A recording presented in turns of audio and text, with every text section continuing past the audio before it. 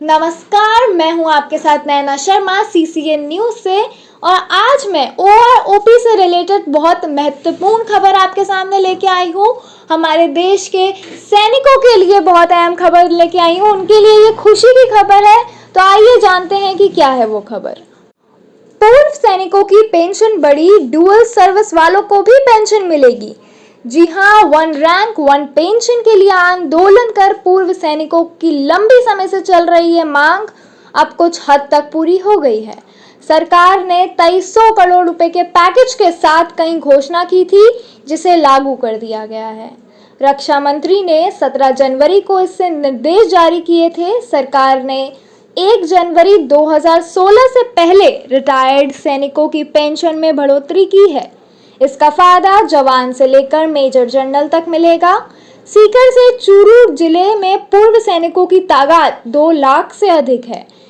ऐसे में पूर्व सैनिकों की पेंशन में 1000 रुपए तक की बढ़ोतरी हुई है। बढ़ोतरी का लाभ सितंबर 2012 से मिलेगा। पारिवारिक पेंशन का दर्जा भी बढ़ गया है। पहले सैनिक को 2 पेंशन दी जाती थी, लेकिन उसकी मृत्यु के बाद फैमिली को एक ही पेंशन दी जाती थी। फैमिली पेंशन का लाभ बढ़ाने के लिए काफी समय से मांग चल रही थी। नई घोषणा के बाद अब 2 पेंशन लेने वाले सैनिक की पत्नी को भी 2 पेंशन मिलेगी, यानी कि उनकी पत्नी को उनकी मृत्यु के बाद भी 2 पेंशन का लाभ मिलेगा। पूर्व सैनिकों को कैसे मिलेगा फायदा, इसे यूं समझे। 17 साल की सेवा पूरी करने पर रिटायर्ड सैनिक को 3842 रुपए मासिक पेंशन मिलेगी। 24 साल की सार्वजनिक वाले ऑनरेरी नायक को 4500 रुपए मिलेंगे। 24 साल की सर्विस वाले टीएस नायक को 3959 रुपीस हर महीने मिलेंगे। इसी तरह 24 साल की सर्विस वाले परमानेंट नायक को 4500 रुपए मासिक पेंशन मिलेगी। ऑनररी हवलदार को 26 साल की सर्विस पर 5000 रुपए पेंशन मिलेगी। 28 साल की सर्विस पर हवलदार को 5487 रुपीस की पेंशन मिलेगी। ऑनररी नायब सूबेदार को 28 साल की सर्विस पर 4700 रुपीस की जगह 5600 रुपीस मिलेंगे। नायब सूबेदार को 28 साल की सर्विस पर 6000 रुपए की जगह 6900 रुपीस मिलेंगे।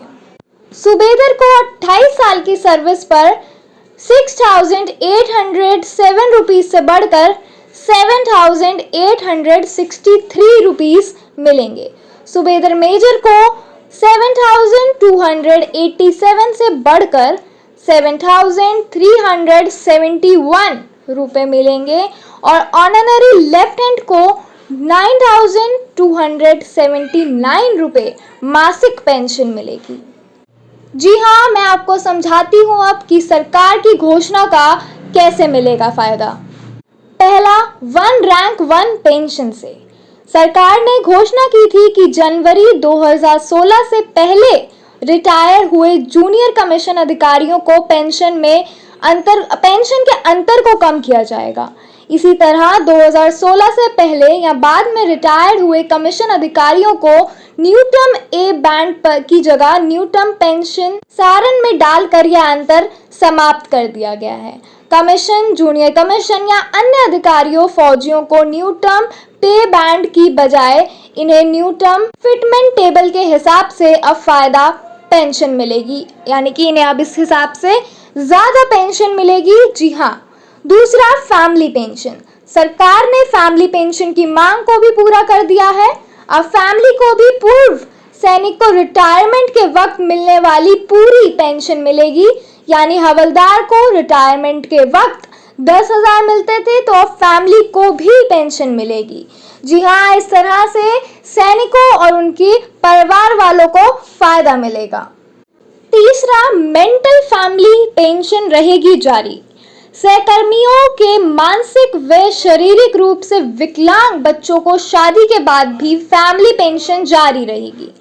पहले मानसिक व शारीरिक रूप से विकलांग बच्चों को शादी के बाद पेंशन नहीं मिलती थी, अब शादी के बाद भी पेंशन मिलती रहेगी। इस तरह से उन्हें यह लाभ मिलेगा। चौथा, ड्यूअल सर्विस। रिटायरमेंट के बाद जिन जूनियर कमीशन अधिकारियों या अन्य की मृत्यु हो गई है, उनके परिजनों को अब 30% के बजाय अधिकतम 60% तक पेंशन मिलेगी। इस नियम के बाद जो लोग फौज के अलावा से अन्य सर्विस में भी रहे हैं, उन्हें दोनों ही क्षेत्र से रिटायरमेंट के बाद उनकी फैमिली को पेंशन मिल सकती है। पहले नियम था कि फौज में नौकरी के बाद जब वह दूसरी सर्विस में आते थे, यानी कि फौज में रिटायर्ड होने के बाद वह शिक्षक की नौकरी लग जाती थी, तो फैमिली को सिर्फ एक पेंशन मिलती थी। फैमिली चाहे तो फौज के बाद वाली पेंशन ले सकती थी या फिर दूसरी सर्विस की। अब दोनों पेंशन फैमिली को मिलेगी, फौज से रिटायरमेंट के बाद भी और शिक्षक की नौकरी के बाद भी। इस तरह सैनिकों और उनके परिवारों वालों को लाभ पहुंचेगा।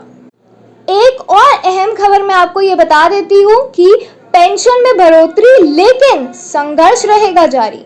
वन रैंक वन पेंशन मुद्दे पर आंदोलन चला रहे संगठन इंडियन एक्स सर्विसमैन मूवमेंट के अध्यक्ष लेफ्टिनेंट जनरल राज ने भास्कर को बताया कि सरकार ने पेंशन में बढ़ोतरी कर दी है, इसका फायदा मिलेगा, लेकिन हमारी मूल्य मांग वन रैंक वन पेंशन जारी रहेगी। कब से शुरू हुआ यह आंदोलन? यह आंदोलन 1980 के दशक में शुरू हुआ था। सुप्रीम कोर्ट ने 17 दिसंबर 1982 को एक रैंक एक पेंशन पर सहमति जताई थी। बाद में केपी सिंह देव की अध्यक्षता में एक कमेटी बनाई थी, जिसने 62 सूत्री सिफारिश सौंपी थी, लेकिन इस पर भी फैसला नहीं हो पाया था। इसके बाद कई बाद में वादे किए गए, अब वह हकीकत बन रहे हैं। दिसंबर 2008 में एक बार फिर से पूर्व सैनिक सक्रिय हुए और जंतर मंतर पर धरना प्रदर्शन के साथ ही राष्ट्रपति को अपने मेडल भी लौटा दिए थे। लोकसभा चुनाव की घोषणा के साथ ही भाजपा ने उन्हें समर्थन देने की घोषणा की। इस आंदोलन में मुख्यतम अधिकारी रैंक से रिटायर हुए लोग ही सक्रिय थे, जबकि निचले रैंक के लोग सिर्फ भीड़ का हिस्सा थे। उम्मीद करती हूँ कि ये जानकारी मेरे देश के सैनिकों के लिए काफी ज्यादा लाभदायक रही होगी। धन्यवाद। मैं हूं नैना शर्मा, CCN न्यूज से।